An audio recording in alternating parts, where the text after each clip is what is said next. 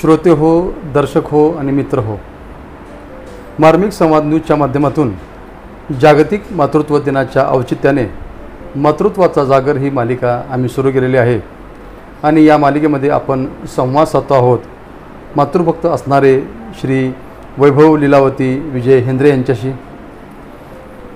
वैभवजी, या मालिकेमध्ये आम्हाला अजून एक प्रश्न तुम्हाला विचारायचा आहे की घर परिवार म्हणले की अडीअडचणी ह्या आल्याच नक्कीच, परंतु अडीअडचणीमध्ये आईवडिलांची खंबीर साथ, आईवडिलांचा आधार हा खूप महत्त्वाचा असतो. हो नक्कीच.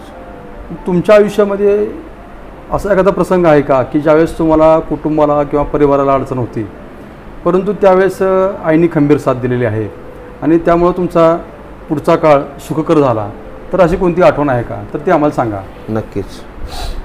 1986 साल माझी 10वी झालेली नुकतीच. त्यावेळेस आम्ही हळूहळू मोठे होत चाललेलो. त्यावेळेस नेमकं माझा 2 नंबर भाऊ संजू,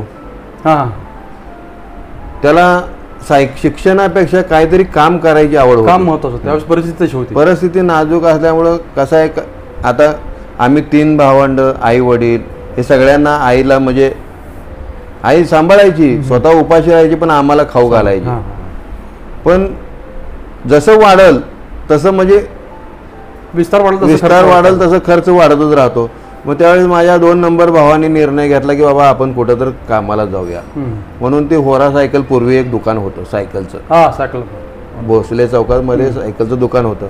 तर त्या होरा सायकलमध्ये माझा 2 नंबर भाऊ कामाला लागला.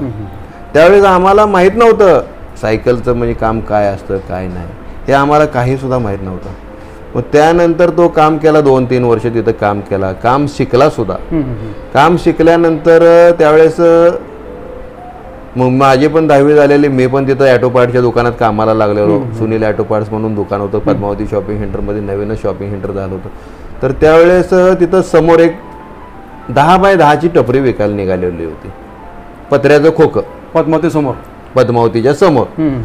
तर त्यावेळेस ते खोकं आम्ही एका कांबळे म्हणून मालक होता त्याच्याकडनं आम्ही 1400 रुपयाला ते विकत घेतलं. परंतु त्यावेळेस सुद्धा आमच्याकडे 1400 रुपये नव्हते. पण मला आईनं काही न डगमगता आई म्हणली मी तुम्हाला पैसे देते. पण ते गोष्ट आहे 1987 साली. त्यावेळेस 1400 रुपये ही रक्कम मोठी होती. मग आईनं पाहुण्याकडून, कुठं व्यापाऱ्याकडून, जे आमच्या आई व्यवसाय करायची, इथं ज्वारी विकायची, नारळ विकायची, त्यावेळेस मग ती थोडे इकडून तिकडून पैसे जुळवा करून दोन भांडी काम करायची. त्यावेळेस थोडे जुळवा करून आम्हाला 1000 रुपयाची जुळणी करून आम्ही 200-400 रुपये घालून ते 1400 रुपयाचं दुकान विकत घेतलं. पण ह्याला सगळ्यात कारणीभूत आहे माझी आई. आईनं ते 1400 रुपये आम्हाला थोडे करून दिले आणि ते आम्ही दुकान घेतलं आणि तिथं दुकानाचा आमचा व्यवसाय आम्ही चालू केला. पुण्यामधून जाऊन 4 पाने विकत आणले. त्यावेळेस पंक्चर कशी काढायची, आउट कसं काढायचं, सायकलचं काम कसं करायचं हे मला पण काही माहीत नव्हतं. पण मी माझ्या भावाच्या हाताखाली राहून मी सगळं थोडं हळूहळू शिकलो आणि ते काम करत आलो. आणि तिथून पुढे मग तुमचा विस्तार वाढत गेला. त्यानंतर मग हळूहळू पहिल्यांदा आम्ही 25 पैसेपासून 50 पैसे, 4 आणि 12 आणि 1 रुपये पंक्चर काढायचं त्यावेळेस. मग त्यानंतर हळूहळू आम्ही थोडं मोठे होत गेलो. अशा प्रकारे मग आईने आम्हाला साथ दिली आणि आमचा पुढचा जो आहे हा व्यवसायाचा प्रकार मग आम्ही हळूहळू वाढवतच गेलो. आणि कुठे अडचण आली की आई आम्हाला आशीर्वाद द्यायचे, सहकार्य करायची. आणि आईचा आशीर्वाद म्हणजे देवाचा आशीर्वाद असल्यासारखं वाटायचं ना. आम्हाला कष्टाचं, आमच्या मेहनतीचं आम्हाला तो फळ द्यायचा.